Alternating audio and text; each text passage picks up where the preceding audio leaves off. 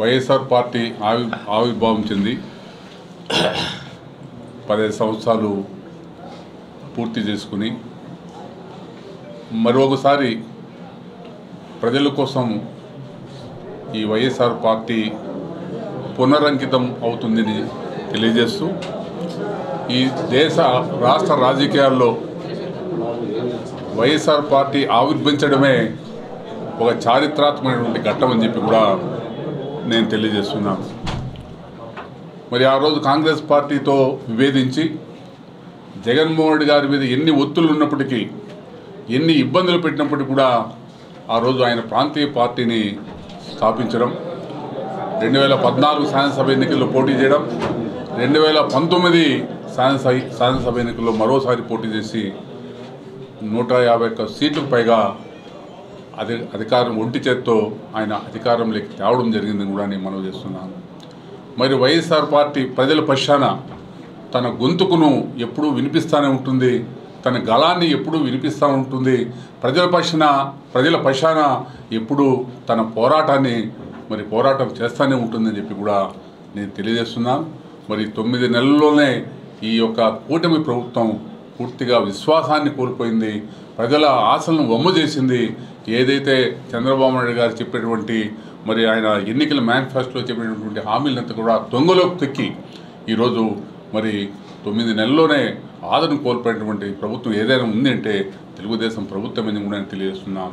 ఈరోజు సూపర్ 6 కానీ, అదేవిధంగా ఫీజు రీయింబర్స్మెంట్ కానీ, వసతి దీవెన కానీ, మా మహిళలకు ఉచిత ప్రయాణం కానీ, ఏదైనా సరే ఈరోజు జాబ్ క్యాలెండర్ కానీ, పబ్లిక్ సర్వీస్ కమిషన్ ద్వారా మరి నిరుద్యోగ యువతకు ఉద్యోగాలు భర్తీ చేయడం కానీ, టీచర్లకు ఈ యొక్క డిఎస్సి నిర్వహించడం కానీ, ఏదైనా సరే ఏ ఒక్కటి కూడా ఈరోజు ఒక్క హామీ కూడా అమలు చేసినటువంటి దాఖలు మనకు కనపడడం లేదు.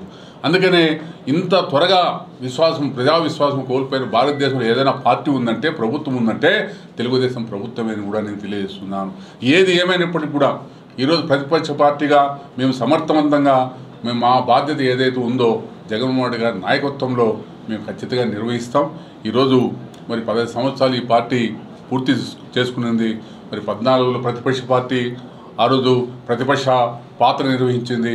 2019 నుంచి 24 మధ్యలో అధికారాన్ని కైవసం చేసుకొని ఆ రోజు కూడా ప్రజలకు చేయవలసినటువంటి కార్యక్రమాలంతా కూడా అమలు చేసిన విషయాన్ని మేము గుర్తు చేస్తున్నాం. అందుకని ఈరోజు కూడా రాష్ట్ర వ్యాప్తంగా కూడా అన్ని జిల్లా కలెక్టర్ కార్యాలయాల వద్ద ఏదైతే చంద్రబాబు నాయుడు గారు చెప్పినటువంటి ఈ వసతి దీవెన కానీ, లేదంటే ఫీజు రీయింబర్స్మెంట్ కానీ, ఇవన్నీ కూడా ఎప్పుడైతే బకాయిలు విడుదల చేయలేదో ఈరోజు చాలామంది విద్యార్థులంతా కూడా వారి టీసీలు ఇచ్చి పంపించడం, మీరు రావద్దండి అని చెప్పడం. ఈరోజు మరి ఏదైతే మధ్యతరగతి పేదవాళ్ళు ఎవరైతే ఎస్సీ ఎస్టీ బడుగు బలహీన వర్గాలకు చెందినటువంటి విద్యార్థులంతా కూడా ఈరోజు ఇవన్నీ విడుదల కాకపోవడం వలన ఎంత ఇబ్బంది పడుతున్నారో మనం ప్రత్యక్షంగా కళ్ళారా మనం చూస్తున్నాం. అందుకనే ఈరోజు వైఎస్ఆర్ పార్టీ గలం ఇప్పింది. ఈరోజు రాష్ట్ర వ్యాప్తంగా కూడా కలెక్టర్లు అన్ని జిల్లా కలెక్టర్లకంతా కూడా వినతి పత్రం ఇవ్వడం జరుగుతూ ఉంది. ఎందుకంటే తద్వారా ఈ ప్రభుత్వం కళ్ళు తెరుస్తుంది, చంద్రబాబు నాయుడు గారు కళ్ళు తెస్తారు. ఇప్పటికైనా ఆయన ఏదైతే ఆయన చెప్పినటువంటి హామీలంతా కూడా నెరవేర్స్తారనేటువంటి భావంతో ఈరోజు ప్రజల పక్షాన వైఎస్ఆర్ పార్టీ పోరాటం చేస్తుందని కూడా నేను తెలియజేస్తున్నాను.